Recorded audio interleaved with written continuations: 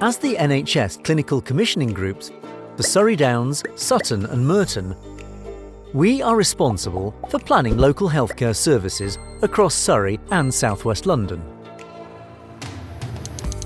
In September 2019, we were allocated £500 million to improve the current buildings at Epsom and St Helier hospitals, as well as build a new specialist emergency care hospital on one of the three sites, Epsom, St Helier or Sutton.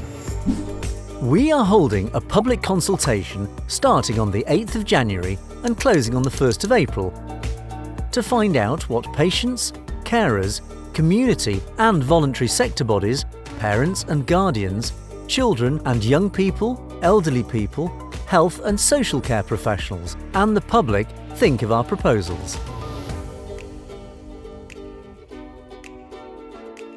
Epsom and St Helier hospitals are facing significant challenges, which we need to take action to overcome if we are to keep hospital services within the Surrey Downs, Sutton and Merton area for generations to come.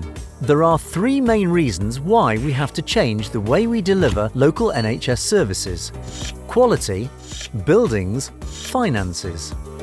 Patients at Epsom and St Helier hospitals do not always receive the level of care that they need and deserve.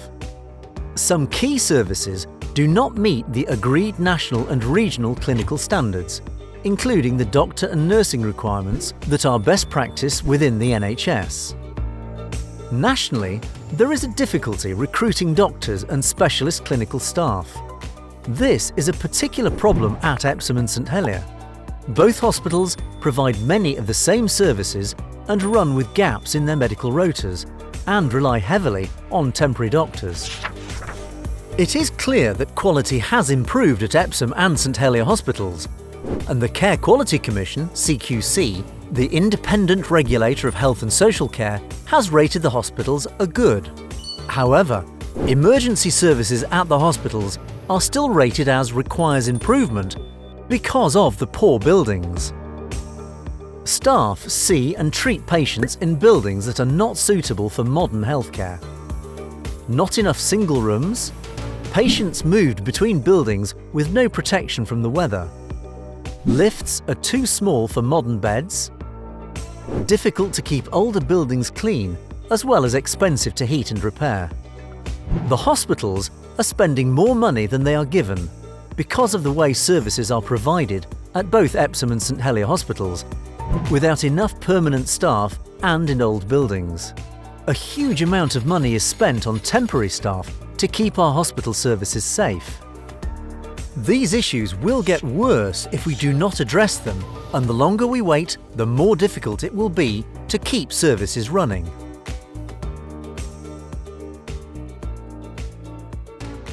Because of the £500 million investment we have secured,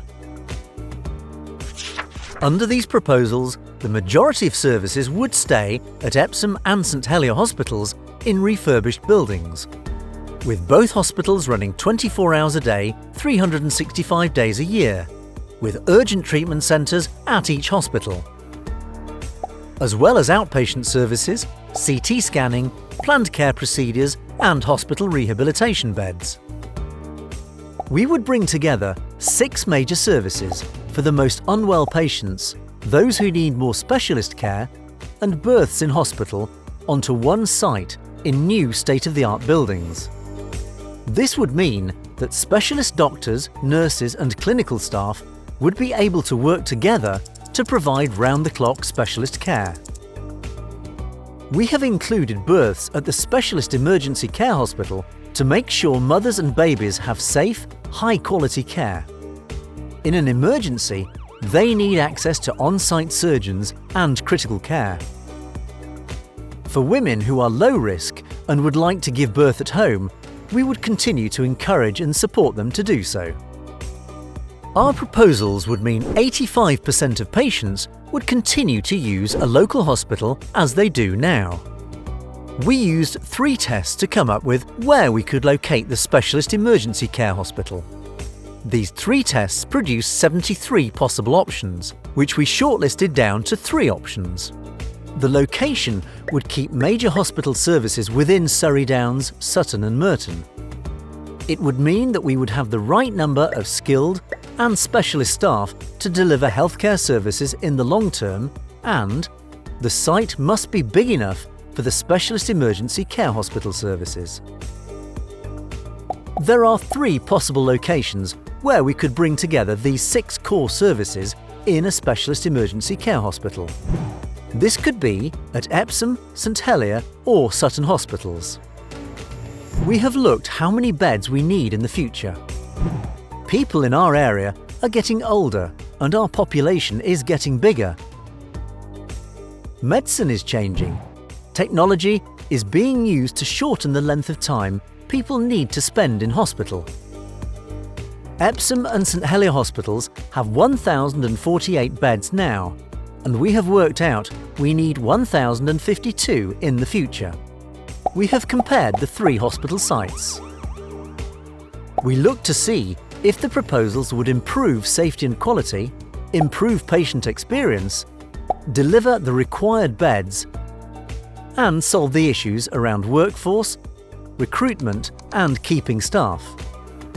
We looked to see if it improved access to urgent and emergency care. We looked at what the effect would be on older people, people from deprived communities and people from different equality groups. There is an independent report called an Integrated Impact Assessment on this on our website. We looked at how the proposals would fit with the NHS long-term plan and support bringing health and care services together. We looked at the effect on travel and carried out a travel analysis, which you can see on our website. We looked at how easy it would be to build and the effect on other local hospitals. And we looked at the costs. For all of the options, the time it would take the majority of people to get to the specialist emergency care hospital by car or blue light ambulance would not change. From the evidence we have to date, our preferred option is to locate the new specialist emergency care hospital at Sutton. It would allow us to deliver high-quality services for the whole population. It would ensure timely access for most people, as it is centrally located for where more people live. It would mean we have 3 urgent treatment centres. It would have less effect on older people and deprived communities than the other options. It would also be the quickest option to build. To see our comparison of the 3 sites in more detail, look at our consultation document on the website. We use different ways of involving patients, carers and residents across Surrey Downs, Sutton and Merton to make sure that as many of them as possible were involved in developing and shaping proposals at an early stage. We reached over 1,500 people from a wide range of backgrounds. Online, 25,000 people looked at our video, visited our website and looked at our social media information. We have used what we heard from residents, patients and carers to help shape our proposals, changing the proposed opening times of the urgent treatment centres from 8 AM to 8 PM to 24 hours a day. We used what people have said to evaluate our proposed options, and we want to hear what you think. We won't decide what to do until after the public consultation, so please do have your say. We commissioned an independent report into the possible effects of our proposals. The report looked at effects in different areas. This has helped us to further develop our proposals. Another version of Integrated Impact Assessment report will be published after this consultation to give decision makers more information.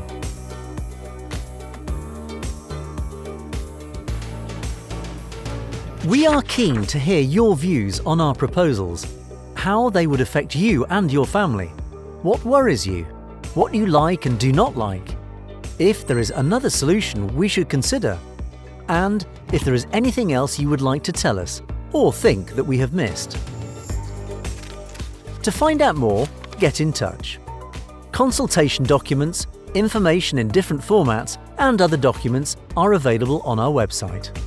None of the 6 services would be brought together until the new specialist emergency care hospital is built, which, under the preferred option, would be 2025 at the earliest. The feedback from the consultation will be independently analysed by Opinion Research Services, and a report will be produced and published on our website. We will share the report with stakeholders, including with the Joint Health Overview and Scrutiny Committee, so they can give their comments.